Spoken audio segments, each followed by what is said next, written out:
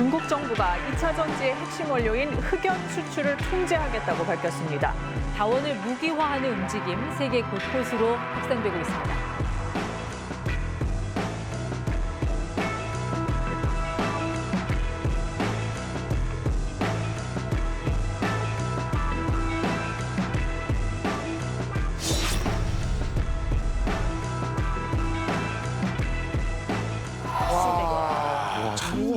포스트 오펙이라고 하니까 굉장히 확 다가오네. 광물이. 석유가 그동안 딱 제일 중요한 걸로 네. 인식돼 있었는데 광물이 앞으로는. 그러니까요. 수지 씨, 뭔가 하고 싶은 얘기가. 이 얘기였어요. 진짜 어떻게 내가 하는 싶은 얘기를 이렇게 쏙쏙 다 하는지 모르겠어요. 아니 근데 그 광물 얘기를 우리가 항상 조금씩 생각해서 다룰 때마다 느끼는 네. 거는 그냥 이거 하나밖에 없어요. 아, 우리나라는 아무것도 없는 것 같다라는 생각. 뭐 없어. 땅도 좁은데 그나마라도 조금이라도 나면 우리가 자체적으로 쓰면 되는데 뭐가 없어요. 가진 게. 또 서러워. 그 광물과 관련해서 우리나라에 대해서 얘기를 하는데 뭐라 그러냐면 박물관이라 그래요. 박물관이요? 모든 광물은 다 있어요. 오. 조금씩. 있어요? 박물관처럼. 조금이구나. 그러니까 여기 와서 다 보실 수 있는 거죠. 야, 만물상이네, 근데 만물상. 꺼내서 팔 수 있을 만큼의 양이 없어요. 아쉽죠? 볼 수밖에 없어. 그게 옛날에 막 운석 같은 게 충돌해가지고 광물이 생겼다는 사람들도 있잖아요. 네. 그런 거 그럼 우리나라에 떨어지지도 않았나 그러니까 봐요. 운석의 합천에 전 세계에서 가장 큰 운석 충돌구가 있어요. 네. 근데 거기에 죄송하게도 그런다고 해서 리튬이 생기거나 니켈이 생기진 않습니다. 굉장히 광물 자원이 중요하게 막 떠오르는 거잖아요. 그러면 이게 뭔가 그전부터 사인이 좀 있었을 텐데 우리는 왜 그거를 좀 인지를 못하고 지냈던 건가요? 그러니까 사실 지금처럼 전 세계 모든 나라가 핵심 광물 전쟁에 뛰어드는 이런 상황은 최근 몇 년 사이에 일어난 것이라고 봐도 무방할 것 같아요. 2019년도에 유럽이 처음으로 탄소 중립 목표를 발표하고요. 네. 그러면서 우리나라를 비롯해서 많은 나라들이 동참을 하죠. 그리고 2021년도에 시장에서도 이에 대해서 반응을 해요. 무슨 일이 있었냐면 21년도가 전기 자동차가 본격적으로 보급되기 시작한 해입니다. 그러다 보니까 2021년도부터 22년 사이에요. 배터리 가격이 시장 가격이 10배 이상 증가합니다. 막 그때 반도체 배터리 때문에 차량 막 출고가 1년씩 미뤄지고 이랬던 게 많았던 것 같아요. 그렇죠. 그러면서 이제 전 세계가 몸소 체험하게 되는 거죠. 네. 아, 실제로 핵심 광물을 확보하는 것이 이렇게 중요하구나. 그리고 시장이 증명해주고 말을 해준 거죠. 맞아. 근데 제가 여기서 질문을 하나 드리고 싶은데요. 네. 사실 어떤 일이든지 변화가 있을 때 그걸 먼저 알아채고 먼저 움직이는 사람이 있잖아요. 그럼 때도 멀죠. 핵심 광물도 그렇습니다. 핵심 광물도 먼저 가치를 알아보고 발빠르게 움직인 사람이 있는데요. 그래, 누구야? 그게 누구일까요? 누가 알아봤냐고요? 저희가 다 알아요? 이수지 씨, 네, 잠시만요. 세트 첫날인데 부탁하시면 안 되고요. 그거 새로 만든 세트인데. 반갑습니다. 미안합니다. 네. 예. 이수지 씨. 정답은 테슬라의 창시자입니다. 테슬라 창시자 이름이 뭐죠? 이름이 뭐예요? 이름이 뭐죠? 역사적인 물이에요. 네. 해씨인가요? 아니에요? 해시라고 생각하는 거예요. 테슬라라고 생각하는 건가요, 혹시? B 일론 머스크입니다. 너무 빨리 맞추셨는데요. 뭐 상 없어요, 선생님? 상이요? 광물을 주시는 거 어떻습니까? 나중에 사진 찍어드리겠습니다. 어쨌든 맞췄습니다. 진짜? 22년도에 일론 머스크가 세상에 대고 뭐라고 얘기하냐면 리튬의 정제 기술은 돈을 찍어내는 면허증이라고 얘기합니다. 엄청 극찬을 하죠. 이렇게 얘기하고 나서 올 5월에는 실제로 테슬라가 자동차 회사인데 네. 미국 텍사스주에 리튬 정제 시설을 착공합니다. 그 착공식에 일론 머스크가 사이버 트럭을 나타나서 굉장히 화제가 됐었어요. 사이버 트럭이요? 사이버 트럭. 그리고 내후년부터 네. 아주 충분한 리튬을 공급하겠다라고 포부를 밝히죠. 근데 왜 미래 알아봤다고 얘기를 드리냐면 네. 2016년에는 사실 네. 일론 머스크가 리튬에 대해서 굉장히 폄하를 해요. 리튬 배터리를 네. 니켈 흑연 배터리라고 불러야 된다고 얘기를 합니다. 왜냐하면 리튬 배터리에서 리튬은 네. 샐러드에 뿌려진 소금 수준에 불과하다라고 굉장히 비하를 하죠. 근데 몇 년 사이에 리튬을 찬양하는 걸로 바뀌었는데요. 네. 저 생각에는 네. 아마 그때부터 핵심 광물의 중요성을 미리 인지하고 이중 플레이를 한 게 아닌가. 야, 나빴네.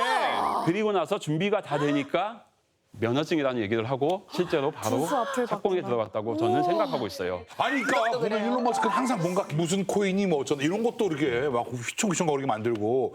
근데 쌤, 그러면 광물 종류가 되게 많잖아요. 아까 뭐 니켈 뭐 이런 것도 얘기 나오고 그러면 핵심 광물이 엄청 많은 것 같은데 몇 가지나 이게 되는 건가요? 네, 광물은 지금까지 한 발견된 게 한 종류가 한 4,000여 종됩니다. 4,000? 굉장히 많죠. 네. 근데 이 가운데서 핵심. 지금 우리가 관심을 갖고 있는 네. 이슈가 되는 첨단 산업 그리고 재생에너지 분야에서 주목받는 것은 6개 광물이 큰 주목을 받고 있다고 생각하시면 될 것 같습니다. 저희 명수랑 같네요. 네. 네, 역시 6은 완전한 숙자죠. 네. 무슨 일입니까?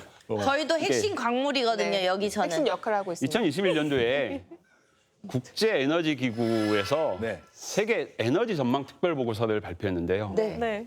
예, 그 내용에 따르면 배터리 광물, 네. 배터리 필수 원료인 리튬과 니켈, 코발트, 거기다가 흑연도 수요가 크게 증가할 것이라고 전망하고 있고요.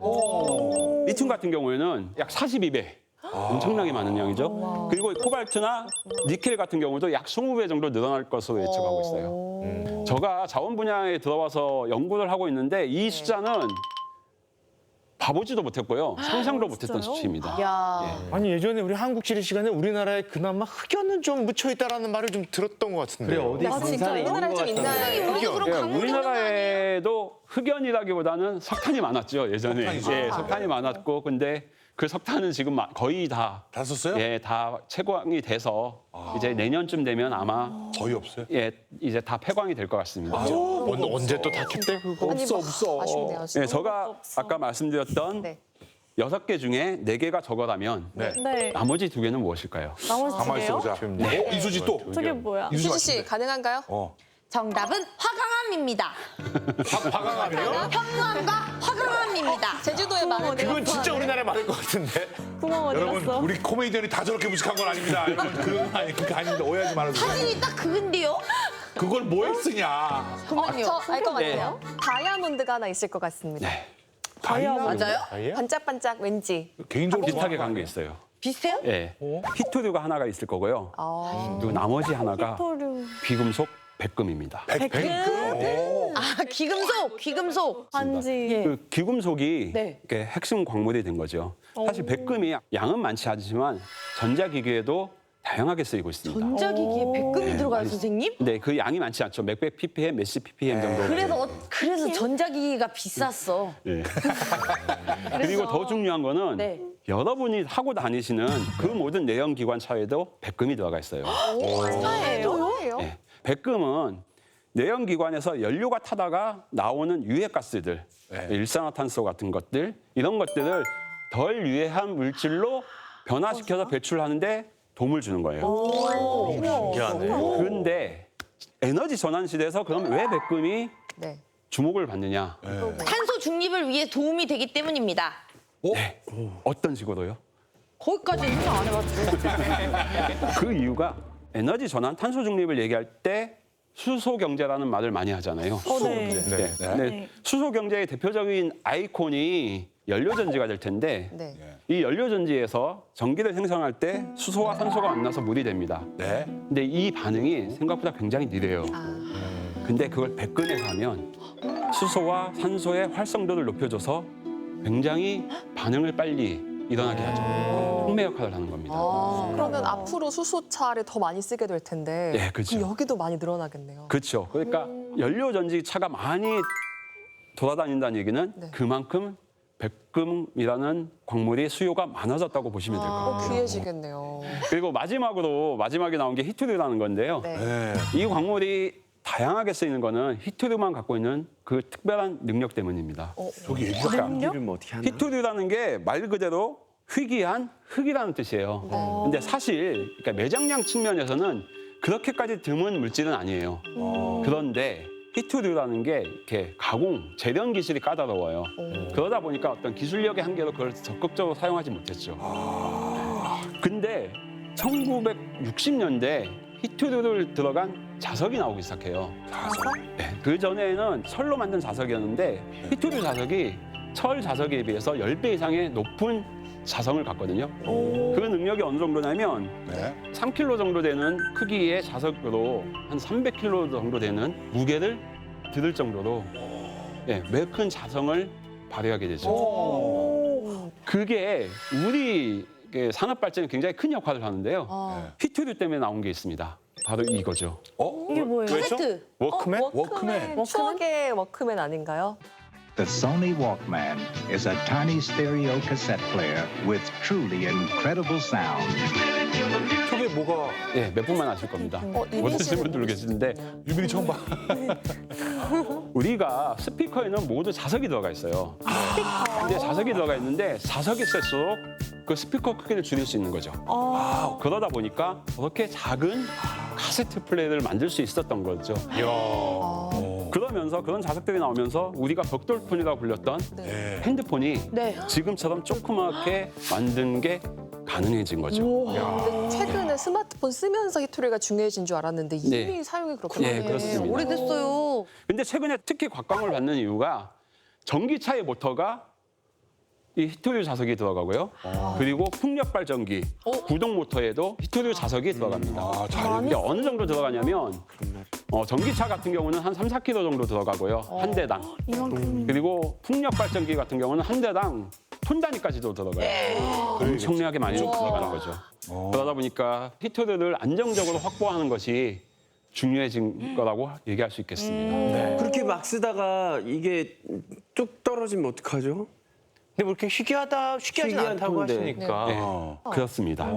이게 처음 발견할 당시에 굉장히 현재성이 있다고 생각을 해서 그때 히토류라는 말이 붙여졌는데 현재 개념에서는 반드시 희귀한 거는 아니에요. 근데 문제는 아까 말씀드렸다시피 정제 기술이 까다롭고 그러다 보니까 정제하는 게 하는 나라가 집중돼 있기 때문인 거죠. 사실 히토류의 공급 위험도에 대해서는 전 세계가 이미 13년 전부터 인지하고 있었어요. 그 두 나라 사이의 분쟁 때문에 분쟁 과정에서 그걸 알게 되는데요.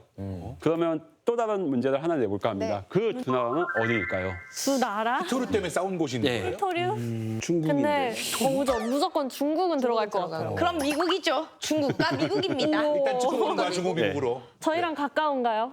네. 위치가? 다 드렸는데요. 일본 갑니다. 맞췄습니다. 일본하고 무슨 히토류가 왜 일본하고 중국 중국과 일본이 서로 영유권을 주장하는 센카쿠 열도라는 곳이 있어요. 네. 2010년도에 센카쿠 열도 해역에서 중국 어선이 나타나서 조업을 하는데 일본 순시선이 그 중국 어선을 납포하는 사건이 발생합니다. 그때 중국이 일본에 대한 대항 조치로 히토류 수출 금지를 선포합니다. 당시 그러니까 일본의 중국 히토류 수입 의존도는 거의 한 90%에 육박했거든요. 그러니까 그러다 보니까 일본 산업계는 곧바로 직격탄을 맞게 됩니다. 그러니까 히토류 수급 문제가 발생한 거죠. 그래서 바로 일본 정부가 총리 특사를 중국에 파견하고요. 관방 장관의 공개 사과로 갈등을 무마해요. 那覇地検の判断でございますので、それを了としたいと思うと、それ以上のことを私の方から言うべきではないと考えております。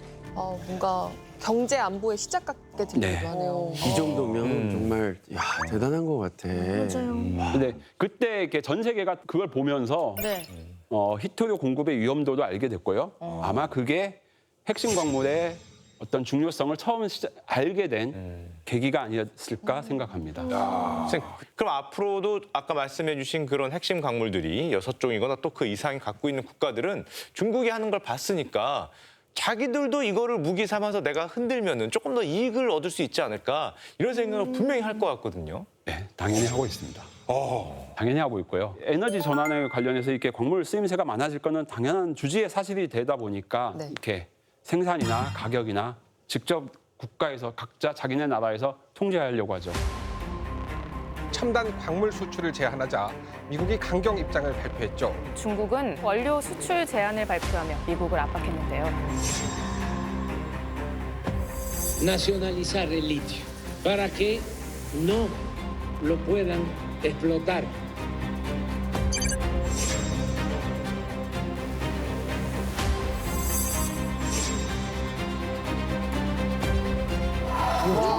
이제 진짜 광물 시대예요. 광물 시대. 그럼 쌤, 아까 우리 영상에서 봤지만 뭐 멕시코가 뭐를 막고 막 이러는데 이게 이제는 뭐 어디 두 나라 간의 문제가 아니라 거의 이제 뭐 전 세계로 확대가 되고 있는 이게 이 와중인데 네. 딱 이렇게 되기 시작한 게 어떤 계기가 그럼 있나요? 사실 이렇게 광물 자원 분야의 가장 큰 문제점은 기본적으로는 중국의 독점이었습니다. 중국이 기본적으로 독점을 하고 있어서 그 한 나라에 막히면 공급망에 문제가 생긴다는 기본 인식이 있고요. 그다음에 핵심 광물은 처음에 가서 탐사 개발하는 데부터 실제로 생산하는 데까지 평균 한 16.5년이 걸린다고 알려져 있습니다. 네.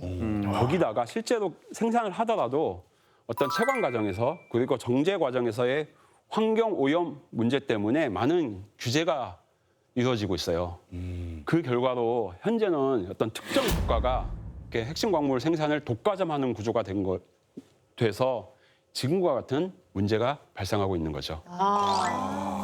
근데 그 전제 하에서 최근에 2010년대 이후에 미중 갈등이 발생하죠. 네. 근데 미중 갈등이 발생하면서 미국 측에서 반도체 기술 같은 그렇죠. 어떤 첨단 기술 발전에 대한 제재를 가하는데 네. 그러다 보니까 중국에서는 그 반대급부로 그들의 자원을 갖고 무기화하는 거죠. 그걸로 맞대응하는 거예요. 그러다 보니까 이제 그러니까 미중의 갈등이 둘만의 문제가 아니라 전 세계의 문제가 되는 거죠. 아, 그래서. 최근에 중국에서 갈륨과 게르마늄을 이렇게 수출 제한 조치를 해요. 이 팔찌를 작용하시면 두통이 사라지고 어깨가 무거운 게 없어집니다 하는 그 게르마늄 팔찌 그거예요. 게르마늄도 보이스피싱을. 네. 장판, 옥장판. 예, 옥장판. 게르마늄 옷장판, 예. 팔찌. 예. 게르마늄 온천도 있었던 것 같아요. 그러네. 맞아, 있어요. 저거는 좀 있나? 사우나 우리나라에 있어요, 있나? 사우나. 집에 있지 않을까요? 부모님 계신데. 그래도 땅에는 없고요. 예. 아, 그게 다예요? 아쉽죠. 근데 어쨌든 게르마늄 하면 다 그렇게 생각하고 있는데 사실은 이렇게 광섬유 통신이라든지 어떤 투시경, 그다음에 인공위성용 태양전지 뭐 이런 첨단 산업의 핵심 소재로 쓰이고 있고요. 그리고 갈륨 같은 경우에도 어떤 반도체나 태양광 패널, 레이더, 전기차에 들어가는 필수 원료입니다. 근데 중국이 갈륨 같은 경우는 생산량의 한 98%, 네, 게르마늄 같은 경우는 생산량의 한 68%를 차지하고 있는 거예요. 완전히 독과점 구조죠. 전 세계 그러네요. 실제로 이후에 갈륨 가격이 50% 이상 증가하였습니다. 우와.